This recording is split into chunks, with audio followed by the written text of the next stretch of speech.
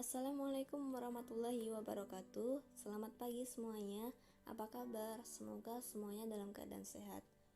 Nah, pada kesempatan kali ini kami dari kelompok 3 akan menjelaskan tentang sistem reliability atau keandalan sistem. Dalam Trust Service Framework mengatur pengendalian teknologi informasi ke dalam 5 prinsip yang berkontribusi secara bersamaan terhadap keandalan sistem. 5 prinsip tersebut antara lain, yang pertama, security atau keamanan adalah akses terhadap sistem dan data di dalamnya dikendalikan serta terbatas untuk pengguna yang sah. Yang kedua, confidentiality atau kerahasiaan adalah informasi keorganisasian yang sensitif terlindungi dari pengungkapan yang tanpa izin. Yang ketiga, privacy atau privasi adalah informasi pribadi tentang pelanggan, pegawai, pemasok, atau rekan kerja hanya dikumpulkan, digunakan, diungkapkan, dan dikelola sesuai dengan kepatuhan terhadap kebijakan internal dan persyaratan peraturan eksternal, serta melindungi dari pengungkapan yang tanpa izin. Yang keempat, processing integrity atau integritas pemrosesan adalah data diproses secara akurat, lengkap, tepat waktu, dan hanya dengan otoritas yang sesuai.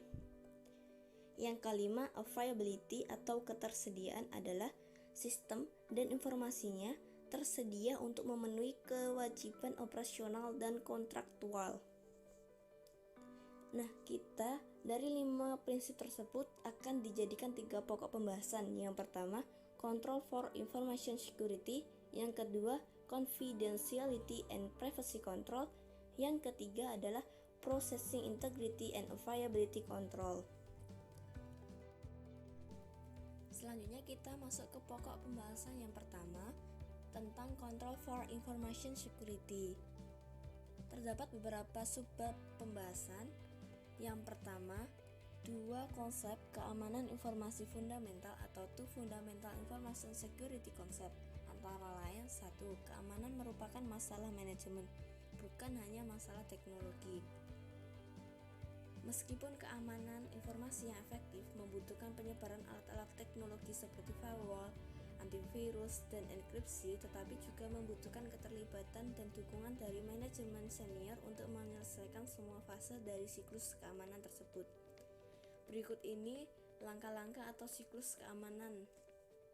Yang pertama, menilai informasi terkait keamanan informasi yang dihadapi organisasi dan memilih respon yang sesuai.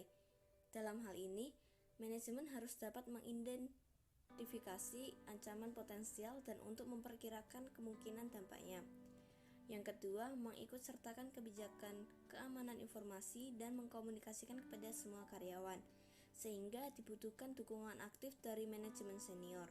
Yang ketiga, memperoleh dan mengimplementasikan solusi, di mana manajemen harus memberi wewenang untuk menginvestasikan sumber daya yang diperlukan untuk mengurangi ancaman yang diidentifikasi dan mencapai tingkat keamanan yang diinginkan.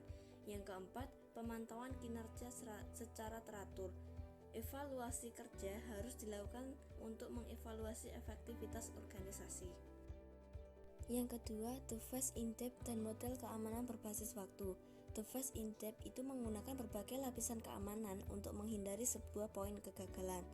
Sedangkan model keamanan berbasis waktu atau time-based model of security itu penggunaan kombinasi perlindungan preventif, detektif, korektif yang melindungi aset informasi cukup lama agar memungkinkan organisasi untuk mengenali bahwa sebuah serangan tengah terjadi dan mengambil langkah-langkah untuk menggagalkannya sebelum informasi hilang atau dirusak.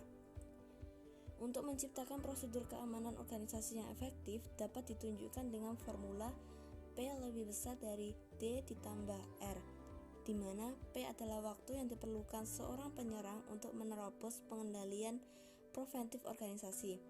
D adalah waktu yang diperlukan untuk mendeteksi bahwa sebuah serangan sedang terjadi. Dan R adalah waktu yang diperlukan untuk merespons serangan dan mengambil tindakan korektif. Sub pembahasan yang selanjutnya, memahami serangan yang ditargetkan. Langkah-langkah dasar yang dilakukan para penjahat untuk menyerang sistem informasi suatu perusahaan antara lain. Pertama, melakukan pengintaian. Yang kedua, mengupayakan rekayasa sosial. Rekayasa sosial adalah menggunakan tipuan untuk mendapatkan akses tanpa izin terhadap sumber daya informasi. Yang ketiga, memindai dan memetakan target. Yang keempat, penelitian. Yang kelima, mengeksekusi serangan. Dan yang keenam adalah menutupi jejak. Pembahasan selanjutnya adalah melindungi sumber daya informasi atau protecting information resource. Terdapat beberapa cara.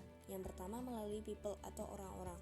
Dalam hal ini, yang dapat kita lakukan antara lain A. Penciptaan sebuah budaya sadar keamanan. Budaya diciptakan bukan hanya dengan mengkomunikasikan, tetapi juga dengan mencontohkannya. Yang B. Dengan pelatihan. Tujuannya supaya pegawai dapat memahami cara untuk mengikuti kebijakan keamanan organisasi. Contoh-contoh pelatihan. Yang pertama, dilatih untuk mengikuti praktek-praktek komputasi yang aman, seperti jangan membuka lampiran email yang tidak diinginkan, tidak membagikan kata sandi, hanya menggunakan perangkat lunak yang disetujui, dan mengambil langkah untuk melindungi laptop secara fisik. Yang kedua, melatih tentang serangan rekayasa sosial. Yang kedua, melalui proses yang dapat kita lakukan antara lain A. Pengendalian akses pengguna. Pengendalian akses pengguna ini terdiri dari dua, yaitu pengendalian autentifikasi dan pengendalian otorisasi. Pengendalian autentifikasi adalah memverifikasi identitas seseorang atau perangkat yang mencoba untuk mengakses sistem. Terdapat 3 jenis tanda bukti yang dapat digunakan untuk memverifikasi identitas seseorang. 1. Sesuatu yang mereka ketahui seperti kata sandi atau PIN. Yang kedua, sesuatu yang mereka miliki seperti kartu pintar. Dan yang ketiga, beberapa karakteristik fisik atau perilaku dan sering kita sebut dengan pengidentifikasian biometri seperti sidik jari. Jenis pengendalian autentifikasi ada dua. Yang pertama, autentifikasi multifaktor, yaitu penggunaan 2 atau lebih jenis tanda bukti autentifikasi secara bersamaan untuk mencapai tingkat keamanan yang lebih ketat. Yang kedua, autentifikasi multimodal adalah penggunaan berbagai tanda bukti autentifikasi dari jenis yang sama untuk mencapai tingkat keamanan yang ketat. Nah, keefektifan dari penggunaan kata sandi sebagai tanda bukti autentifikasi bergantung pada beberapa faktor. Pertama, panjang. Yang kedua, berbagai jenis karakter. Dan yang ketiga, keacakan. Keempat, diubah secara teratur. Dan yang terakhir, dirahasiakan. Kemudian, pengendalian akses pengguna yang kedua, yaitu pengendalian otorisasi, adalah proses dari memperketat akses dari pengguna sah atau terotorisasi atas bagian spesifik sistem dan membatasi tindakan-tindakan apa saja yang diperbolehkan untuk dilakukan. Tujuannya untuk menyusun hak serta keistimewaan setiap pegawai dengan cara menetapkan dan mengelola pemisahan tugas yang tepat.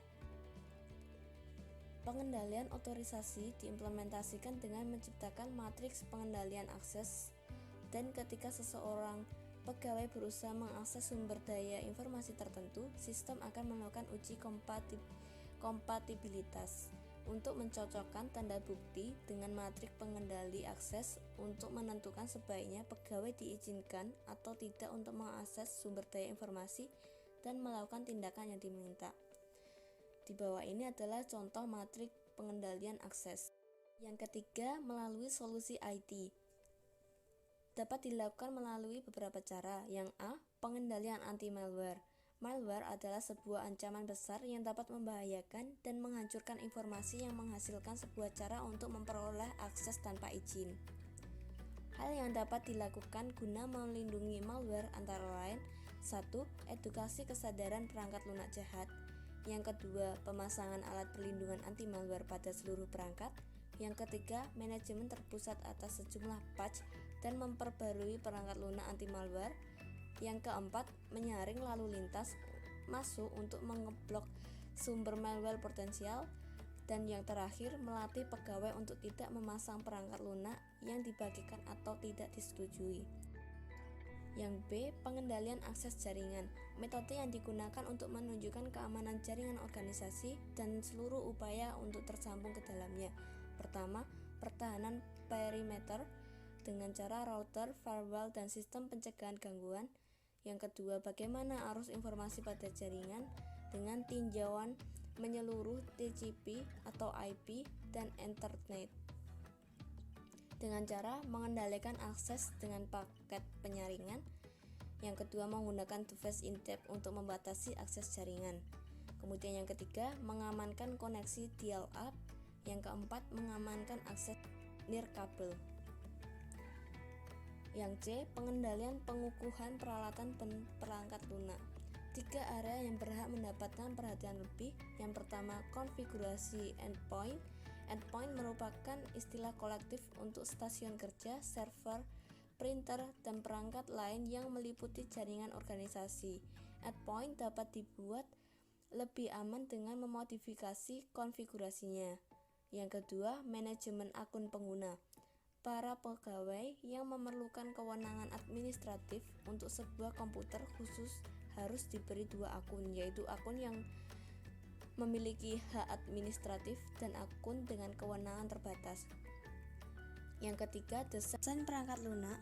Para pemrogram harus dilatih untuk memperlakukan seluruh input dari pengguna eksternal sebagai hal yang tidak dapat dipercaya dan mengeceknya dengan cermat sebelum melakukan tindakan lebih lanjut. D. Enkripsi, lapisan perlindungan yang terakhir untuk mencegah akses tanpa izin. Yang keempat, melalui physical security atau keamanan fisik. Yang dapat kita lakukan adalah pengendalian akses, di mana praktik-praktik terbaik untuk mengendalikan akses fisik antara lain: pertama, sebaiknya hanya ada satu pintu masuk reguler yang terbuka selama jam kerja normal dan selalu ada penjaganya. Yang kedua, akses fisik terhadap ruangan-ruangan yang menyimpan komputer harus dibatasi. Tidak semua pengunjung dapat mengakses ruangan-ruangan tersebut. Yang ketiga, akses terhadap wiring yang digunakan dalam local area network organisasi dapat dibatasi juga untuk mencegah wiretapping. Yang keempat, mengintegrasikan sistem pengendalian akses secara fisik dan akses jarak jauh. Kemudian cara yang kelima, melalui change control and change management. Pengendalian perubahan dan manajemen perubahan adalah proses formal yang digunakan untuk memastikan bahwa modifikasi pada perangkat keras, perangkat lunak, atau pada proses tidak mengurangi keandalan sistem. Karakteristik proses pengendalian perubahan dan manajemen perubahan yang didesain dengan baik melibatkan 1. Dokumentasi seluruh permintaan perubahan, pengidentifikasian sifat perubahan, rasionalitasnya, tanggal permintaan, dan hasil permintaan. Kedua, persetujuan terdokumentasi atas seluruh permintaan perubahan dilakukan oleh tingkat manajemen yang sesuai. Yang ketiga, pengujian seluruh perubahan menggunakan sebuah sistem yang terpisah. Yang keempat, pengendalian konversi memastikan bahwa data ditransfer secara akurat dan lengkap dari sistem yang lama ke sistem yang baru. Yang kelima, pembaruan seluruh dokumentasi untuk menunjukkan implementasi perubahan terbaru. Yang keenam, sebuah proses khusus untuk peninjauan, persetujuan, dan dokumentasi secara tepat waktu atas perubahan darurat segera setelah krisis terjadi. Yang ketujuh, pengembangan dan dokumentasi rencana mundur untuk mempermudah pengembalian ke konfigurasi sebelumnya jika perubahan baru menciptakan masalah yang tidak diharapkan. Yang terakhir, pengawasan dan peninjauan dengan cermat atas hak dan keistimewaan pengguna selama proses perubahan untuk memastikan bahwa pemisahan tugas yang sesuai telah ditetapkan. Baik, kita akan masuk ke pembahasan selanjutnya, yaitu mengenai detecting attacks, responding to attacks, dan virtualization and cloud computing. Detecting attacks atau pengendalian detektif. Seperti yang dibahas sebelumnya, pengendalian preventif tidak pernah 100% efektif dalam memblok seluruh serangan. Oleh karena itu, penting bagi organisasi untuk mendeteksi gangguan dan masalah secara tepat waktu. Bagian ini mendiskusikan 3 jenis pengendalian detektif. Yang pertama, log analysis atau analysis log. Yang kedua, intrusion detection system atau sistem deteksi gangguan. Dan yang ketiga, continuous monitoring atau pengawasan berkelanjutan. Log analysis. Sebagian besar sistem muncul dengan kemampuan untuk mencatat siapa yang mengakses sistem atau yang biasa kita sebut dengan logging, dan tindakan-tindakan apa saja yang dilakukan setiap pengguna. Dalam hal ini, log analysis adalah proses pemeriksaan log untuk mengidentifikasi bukti kemungkinan serangan. Dapat kita lihat pada gambar sebelah kanan merupakan contoh dari log system. Log system tersebut menunjukkan seorang pengguna bernama R. Jones gagal mencoba masuk ke dalam sebuah komputer dengan nama payroll server. Tujuan dari analisis log adalah untuk mengetahui alasan dari kegagalan masuk tersebut. Terdapat 3 kemungkinan atas kegagalan tersebut. Yang pertama, R. Jones merupakan pengguna sah yang lupa kata sandinya. Yang kedua, R. Jones merupakan pengguna sah akan tetapi tidak diotorisasi untuk mengakses server penggajian. Atau kemungkinan yang terakhir, menunjukkan adanya sebuah serangan yang diupayakan oleh seseorang pengguna tanpa izin. Oleh karena itu, penting untuk menganalisis perubahan-perubahan terhadap log system itu sendiri. Detecting attack yang kedua ialah Intrusion Detection System atau sistem deteksi gangguan yang akan kita singkat dengan IDS. IDS menghasilkan log dari seluruh lalu lintas jaringan yang diizinkan untuk melewati firewall serta menganalisis log tersebut. IDS jaringan berfungsi dengan mencocokkan lalu lintas yang diamati dengan dasar aturannya. Perbedaan utama IDS dan IPS atau Intrusion Prevention System yaitu IDS hanya menghasilkan sebuah tanda peringatan ketika ia mendeteksi sebuah pola mencurigakan. Kemudian, terserah pada manusia yang akan memutuskan jenis tindakan apa yang akan diambil. Sedangkan IPS tidak hanya memunculkan sebuah tanda, akan tetapi juga mengambil langkah secara otomatis untuk menghentikan sebuah serangan yang dicurigai. Detecting attack yang terakhir ialah continuous monitoring atau pengawasan berkelanjutan. Pengawasan efektif penting dilakukan secara terus-menerus untuk dapat mengidentifikasi masalah potensial secara tepat waktu. Responding to attacks. Mendeteksi masalah dengan tepat waktu merupakan hal yang penting. Akan tetapi, hal tersebut tidaklah cukup. Organisasi juga memerlukan prosedur untuk melakukan tindakan korektif secara tepat waktu. Berikut akan kita bahas 2 pengendalian korektif yang penting. Yang pertama, pembentukan sebuah tim perespon insiden komputer atau Computer Incident Response Team atau yang biasa kita singkat dengan CIRT. Yang kedua, pendesainan individu khusus, biasanya disebut dengan Chief Information Security Officer atau yang biasa kita singkat dengan CISO. Agar mampu merespon insiden keamanan dengan tepat dan efektif, maka perlu dibentuk sebuah tim perespon insiden komputer atau biasa kita sebut dengan CIRT. CIRT harus merespon insiden organisasi melalui 4 tahapan sebagai berikut.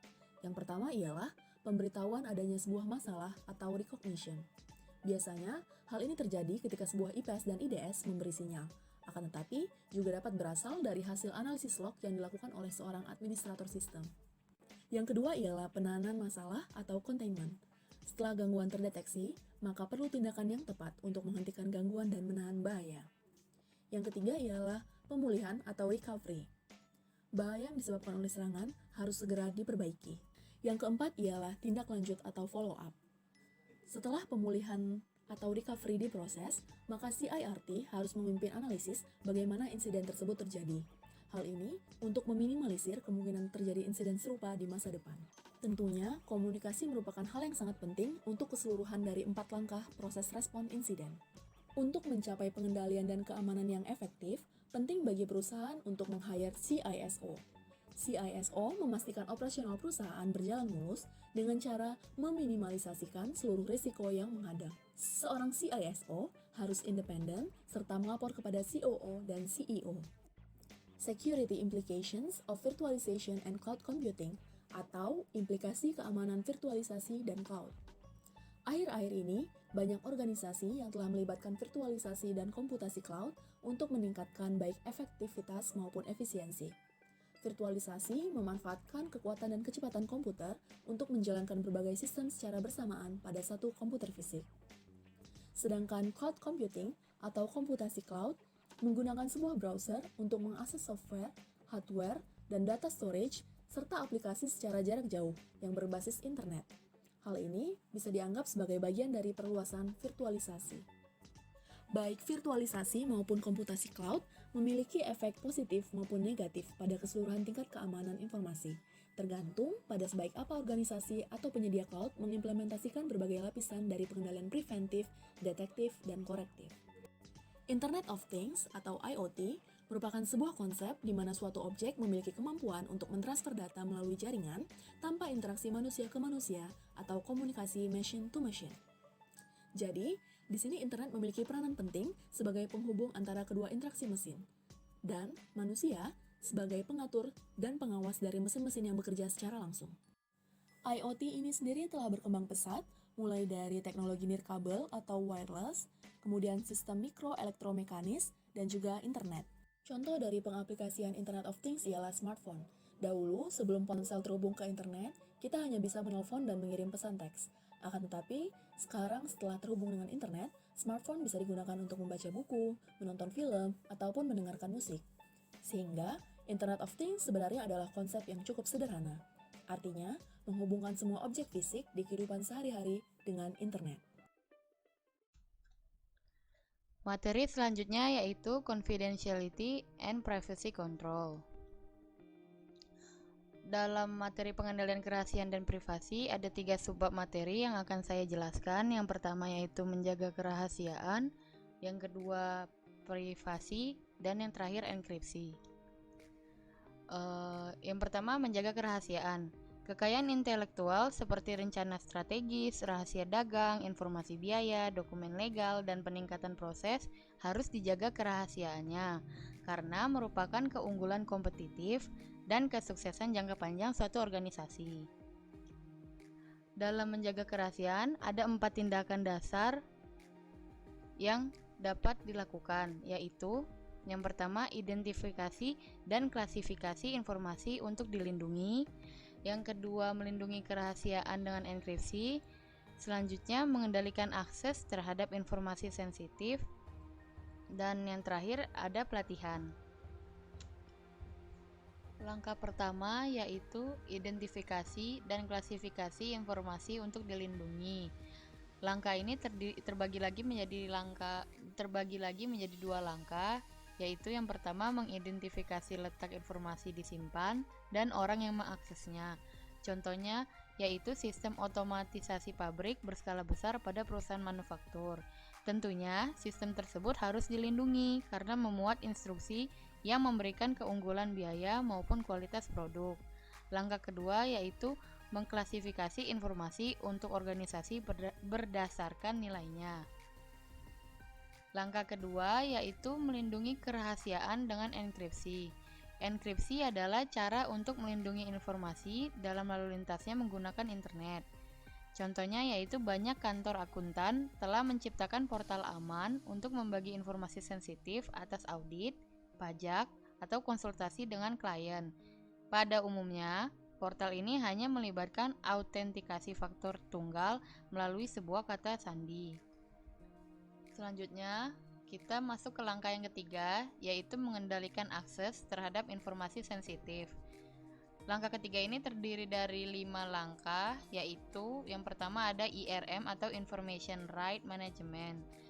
IRM yaitu merupakan software yang menawarkan kemampuan tidak hanya untuk membatasi akses terhadap file atau dokumen tertentu, tetapi juga memerinci tindakan-tindakan seperti tindakan read, copy, download, dan lain-lain yang dapat dilakukan individu yang diberi akses terhadap sumber daya tersebut. Jadi intinya IRM itu merupakan software yang membatasi tindakan setiap individu yang diberi akses terhadap sumber daya informasi tersebut. Yang kedua ada DLP atau Data Loss Prevention. DLP itu merupakan software yang bekerja seperti program antivirus secara terbalik, yaitu dengan mengeblok pesan-pesan keluar seperti email atau pesan lainnya yang mengandung kata atau frasa kunci yang terkait kekayaan intelektual atau data sensitif lain yang ingin dilindungi organisasi. Yang ketiga ada digital watermark. Digital watermark itu merupakan kode yang melekat dalam dokumen yang memungkinkan sebuah organisasi untuk mengidentifikasi informasi rahasia yang telah diungkapkan. Yang keempat tuh ada eliminasi secara fisik media magnetik dan optik bekas pakai, terutama media yang sebelumnya digunakan untuk menyimpan informasi yang sangat sensitif. Yang terakhir yaitu menggunakan screensaver terlindungi dengan kata sandi otomatis. Menjalankan screensaver yang terlindungi dengan kata sandi otomatis setelah beberapa menit tidak aktif itu bertujuan untuk mencegah penampilan tak terotorisasi atas informasi sensitif. Lalu kita masuk ke langkah yang terakhir, yaitu pelatihan. Pelatihan adalah pengendalian yang paling penting untuk melindungi kerahasiaan. Para pegawai perlu mengetahui jenis informasi yang dapat mereka bagikan dan informasi yang perlu dilindungi. Cara-cara dalam melindungi informasi yaitu yang pertama menggunakan perangkat lunak enkripsi, yang kedua membuat kode untuk laporan yang merefleksikan bahwa laporan berisi informasi penting, yang ketiga himbauan agar tidak meninggalkan laporan yang berisi informasi sensitif di meja kerja, yang terakhir yaitu melaksanakan pelatihan penggunaan email, chat, dan blog dengan semestinya. Lalu kita masuk ke subbab yang kedua, yaitu subbab privasi. Di subbab ini terdiri dari 3 poin, yaitu yang pertama pengendalian privasi, yang kedua permasalahan privasi, dan yang terakhir prinsip-prinsip privasi. Yang pertama yaitu pengendalian privasi. Langkah-langkah dalam pengendalian privasi yaitu yang pertama ada mengidentifikasi jenis, letak, dan orang yang memiliki akses informasi yang dimiliki perusahaan. Lalu dilanjutkan dengan enkripsi yang bertujuan untuk melindungi privasi informasi pribadi yang dikumpulkan oleh organisasi. Mengenkripsi informasi pribadi pelanggan tidak hanya melindungi dari pengungkapan yang tak terotorisasi, tetapi juga dapat menyelamatkan aset organisasi. Selanjutnya dilakukan pengendalian akses. Untuk melindungi privasi, organisasi harus menjalankan program data masking, yaitu program yang mengganti informasi pribadi dengan nilai-nilai palsu. Dan yang terakhir yaitu melakukan pelatihan pegawai tentang bagaimana cara mengelola dan melindungi informasi pribadi. Selanjutnya ada permasalahan privasi. Ada 2 permasalahan terkait privasi. Yang pertama yaitu spam. Spam adalah email yang tidak diinginkan yang mengandung periklanan maupun konten serangan. Spam mengurangi manfaat efisiensi karena volume spam melebihi banyaknya sistem email dan juga merupakan sumber banyaknya virus. Tentunya teman-teman pasti udah sering ketemu dengan yang namanya spam. Yang kedua yaitu pencurian identitas, yaitu penggunaan tidak sah atas informasi pribadi seseorang demi keuntungan pelaku. Biasanya dilakukan untuk mencapai keuntungan ekonomi. Selanjutnya ada prinsip-prinsip privasi. Ada 10 prinsip privasi yang diterima secara umum. Yang pertama ada manajemen. Organisasi perlu membuat prosedur dan kebijakan untuk melindungi privasi informasi pribadi pelanggan serta membuat pertanggungjawaban dan akuntabilitasnya. Yang kedua ada pemberitahuan. Organisasi memberikan pemberitahuan tentang kebijakan dan praktik pengumpulan privasi pada saat atau sebelum organisasi mengumpulkan informasi dari pelanggan. Yang ketiga ada pilihan dan persetujuan. Organisasi harus menjelaskan pilihan-pilihan yang disediakan kepada para individu serta mendapat persetujuannya sebelum mengumpulkan dan menggunakan informasi pribadi mereka. Tentunya jenis pilihan-pilihan yang ditawarkan berbeda di masing-masing negara.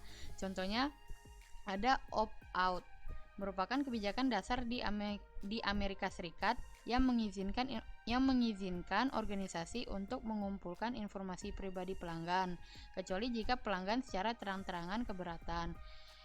Yang kedua ada opt-in, merupakan kebijakan di Eropa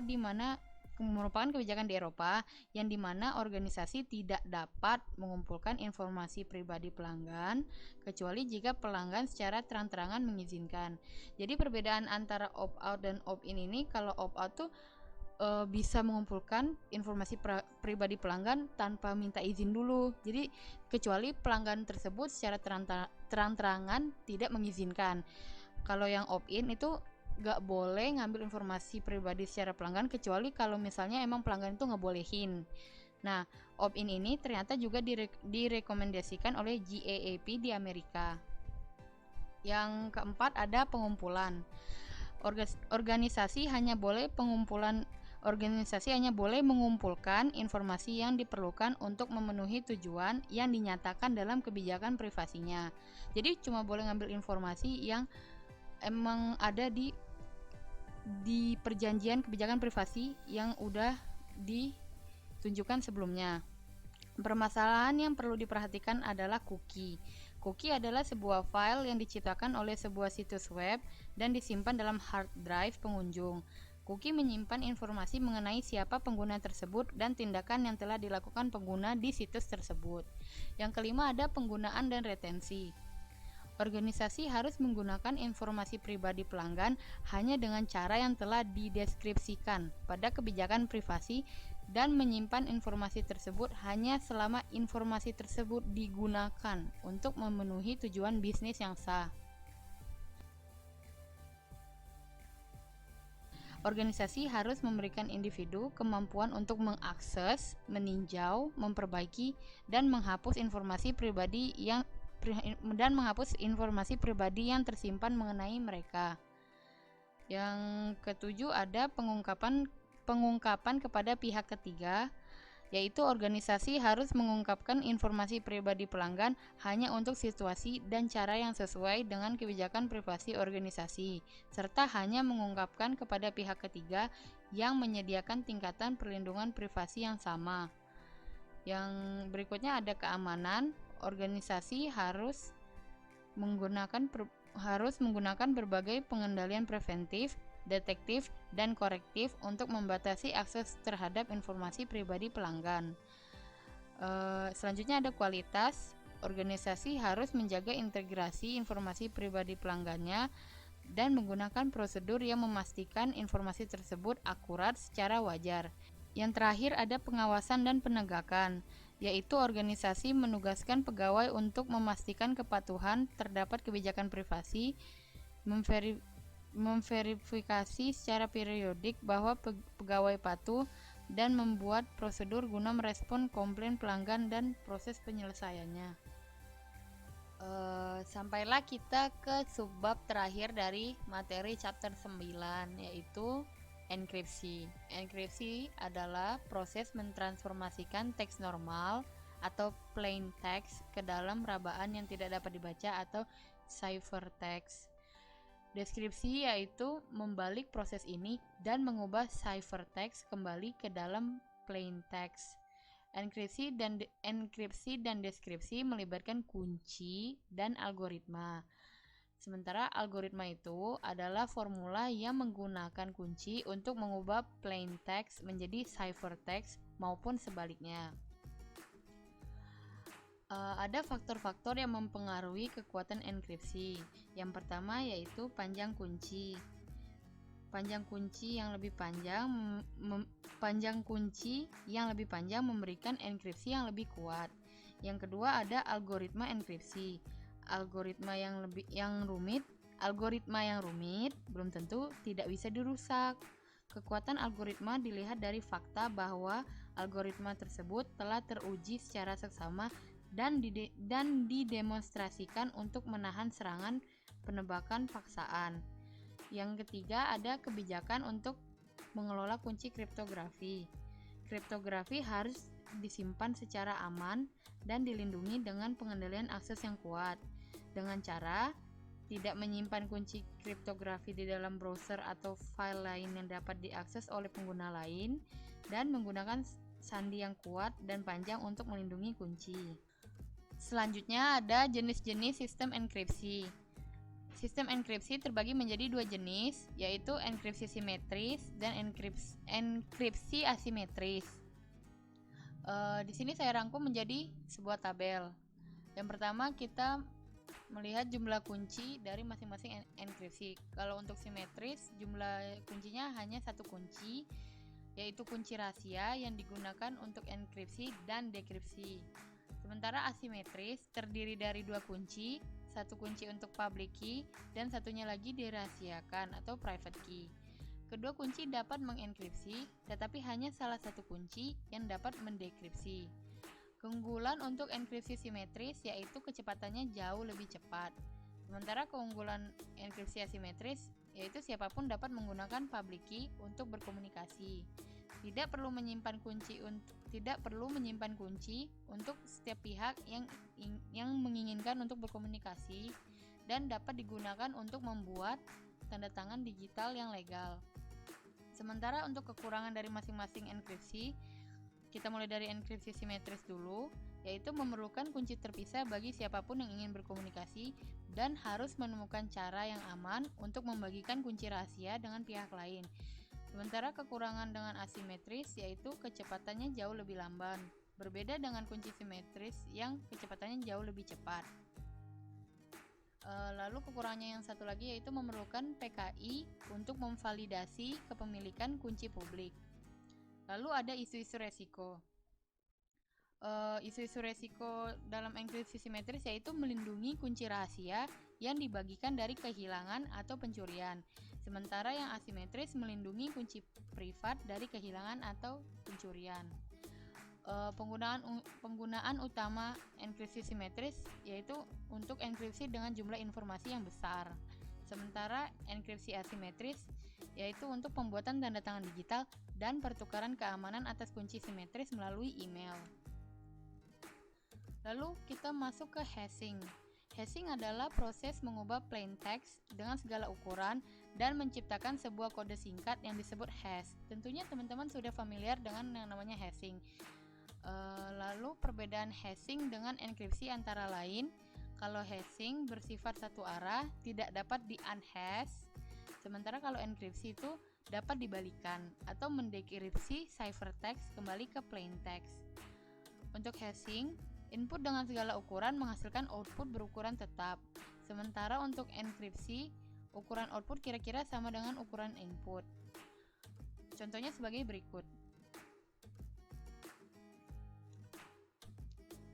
Lalu kita masuk ke tanda tangan digital. Tanda tangan digital digunakan untuk transaksi bisnis secara digital supaya terjadi non-repudiation yaitu menciptakan persetujuan yang terikat secara hukum yang tidak dapat ditolak secara unilateral oleh kedua pihak. Proses pembuatan tanda tangan digital yang pertama yaitu pembuat dokumen menggunakan seluruh algoritma hashing untuk menghasilkan sebuah hash dari dokumen asli. Yang kedua, pembuat dokumen menggunakan kunci private-nya untuk mengenkripsi hash yang dibuat pada langkah 1. Lalu hasilnya yaitu hash yang terenkripsi merupakan sebuah tanda tangan yang terikat secara legal atau hukum. Selanjutnya ada sertifikat digital dan infrastruktur kunci publik. Sertifikat digital adalah sebuah dokumen elektronik yang mengandung kunci publik milik entitas dan menerangkan identitas pemilik kunci publik tersebut. Lalu ada otoritas sertifikat yaitu sebuah organisasi yang menerbitkan kunci publik dan privat serta mencatat kunci publik di dalam sertifikat digital. Lalu ada infrastruktur kunci publik yaitu sistem untuk menerbitkan sepasang kunci publik dan privat serta sertifikat digital terkait. Lalu yang terakhir ada VPN atau Virtual Private Network. VPN yaitu proses menggunakan enkripsi dan autentikasi untuk mentransfer informasi melalui internet dengan aman sehingga menciptakan sebuah jaringan private virtual. Intinya, VPN itu proses mengirim data yang terenkripsi dengan aman antara pengirim dan penerima. Terdapat dua jenis VPN. Yang pertama yaitu yang menggunakan browser, yaitu mengenkripsi lalu lintas internet dengan SSL. Yang kedua ada menggunakan IPsec, yaitu sebuah versi dari protokol IP yang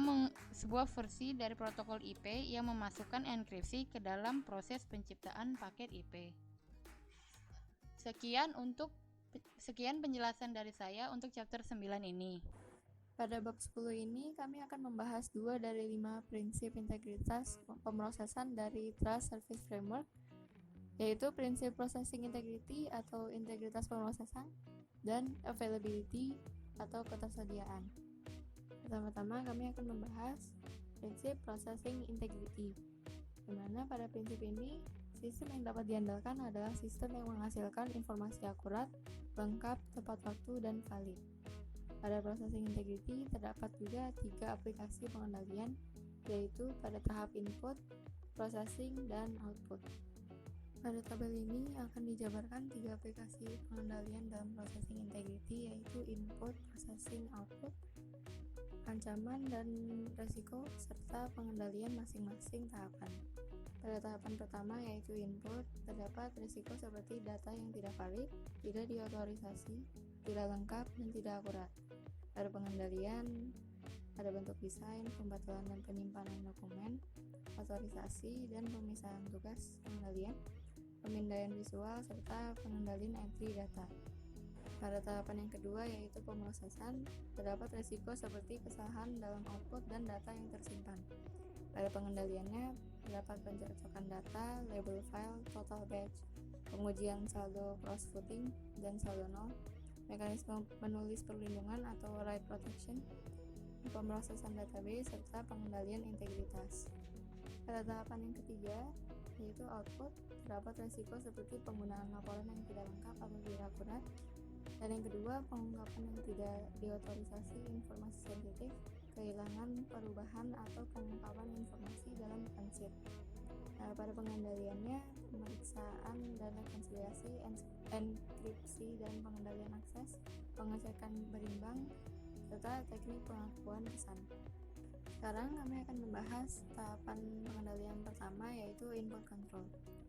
Dalam pengendalian input atau input control, apabila data yang masuk sistem tidak akurat, tidak lengkap maupun tidak valid, maka hasil atau output juga akan demikian. Karena itu dikenal frasa garbage in, garbage out.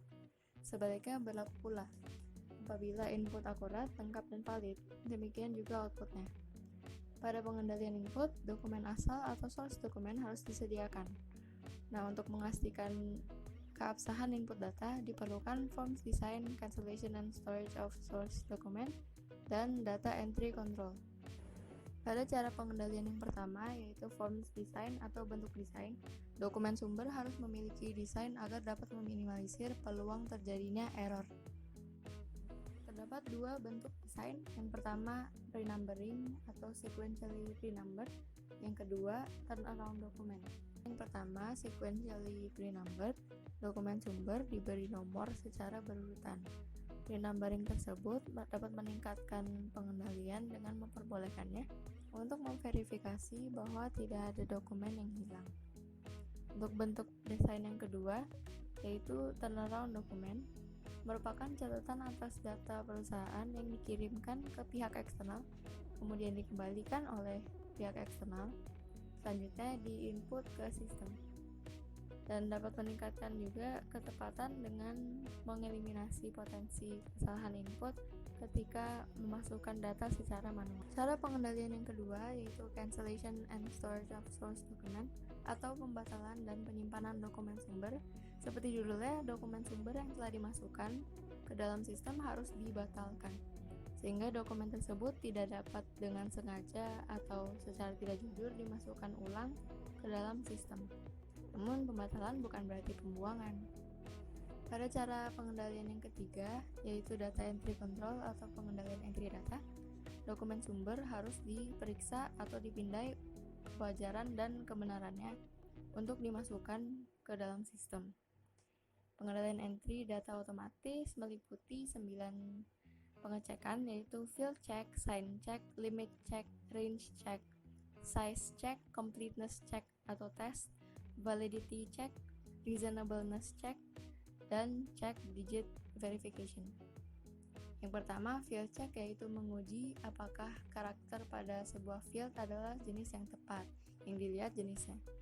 Yang kedua yaitu sign check, memverifikasi apakah data pada sebuah field memiliki tanda aritmetika yang sesuai. Yang ketiga, limit check, menguji sejumlah numerik terhadap nilai tetap. Yang keempat, mengenai batas, range check, menguji apakah sebuah item data berada pada batas terendah dan tertinggi yang telah ditentukan sebelumnya. Yang kelima, size check, yaitu memastikan bahwa data input sesuai dengan field yang ditentukan.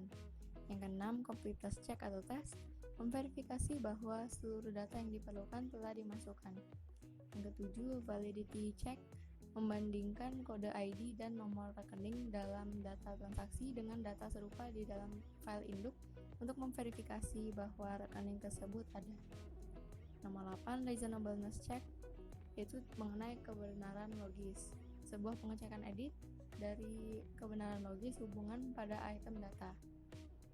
Yang terakhir yaitu check digit verification, yaitu menghitung ulang sebuah check digit untuk memverifikasi bahwa kesalahan entry data belum dibuat. Ada 2 tambahan cara pengendalian, yaitu dengan additional batch processing data entry controls atau pengendalian tambahan entry data pemrosesan batch yang dapat dilakukan dengan sequence check atau pengecekan berurutan. Yang kedua yaitu additional online data entry controls atau pengendalian tambahan entry data online dengan cara prompting dan closed loop verification. Setelah membahas input control, kami akan maju ke tahapan kedua, yaitu processing control, yang merupakan pengendalian yang dibutuhkan untuk memastikan bahwa data yang diterima diproses dengan baik. Untuk memastikan data diproses dengan benar, dilakukan data matching atau pencocokan data, file labels, yaitu label data perlu dicek kembali. Yang ketiga, recalculation of batch totals, yaitu perhitungan ulang total batch. Yang keempat, cross-voting dan zero balance test, atau perhitungan saldo cross-voting dan saldo nol. Kelima, write protection mechanisms, atau mekanisme write protection. Yang keenam, concurrent update controls, atau pengendalian pembaruan secara bersamaan. Sampai pada tahapan terakhir, yaitu output control. Dalam pengendalian output, pemeriksaan secara seksama memberikan kendali tambahan untuk processing integrity. Terdapat 4 cara pengendalian output. Yang pertama adalah user review of output atau pemeriksaan pengguna terhadap output, yaitu di mana pengguna harus memeriksa output sistem untuk memverifikasi bahwa outputnya sudah masuk akal, lengkap, dan pengguna adalah penerima yang dituju. Yang kedua yaitu reconciliation procedures atau prosedur rekonsiliasi, di mana secara periodik seluruh transaksi dan pembaruan sistem lainnya harus direkonsiliasi untuk laporan pengendalian, laporan status atau pembaruan file, dan mekanisme pengendalian lainnya. Rekening buku besar juga harus direkonsiliasi dengan rekening buku pembantu secara teratur. Cara pengendalian output yang ketiga adalah external data reconciliation atau rekonsiliasi data eksternal, di mana penjumlahan pada database secara periodik harus direkonsiliasi dengan data yang dikelola di luar sistem. Yang pengendalian output yang keempat adalah data transmission control atau pengendalian transmisi data, di mana organisasi perlu menerapkan pengendalian yang dirancang untuk meminimalisir risiko error transmisi data. Pengendalian transmisi data secara umum ada 2, checksums dan parity bits. Checksums adalah sebuah pengendali transmisi data yang menggunakan sebuah hash dari sebuah file untuk memverifikasi ketepatannya. Yang kedua, parity bits adalah sebuah bit ekstra yang ditambahkan ke sebuah karakter digunakan untuk mengecek transmisi. Setelah membahas processing integrity, kita akan masuk ke prinsip availability. Prinsip availability memastikan ketersediaan sistem dan informasi kapanpun dibutuhkan. Juga bertujuan untuk meminimalisir resiko penghentian sistem atau sistem downtime.